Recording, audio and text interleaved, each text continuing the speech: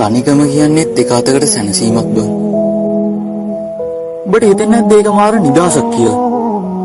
තනිකම කියන්නේ පට්ට වේදනාවක්. හැබැයි අපි ඒක එළියට පෙන්වන්නේ නැහැ. අපි ඒක හිත ඇතුලේ අංගන් ඉන්නවා බං.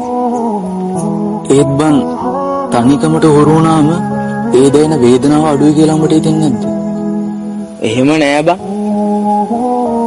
තනිකමට හුරු වෙනවා කියන එක කරන්න බැරි වැඩක්. තනි වුණාම හැමදේම හරි ඉක්මනට එපා වෙනවා බං.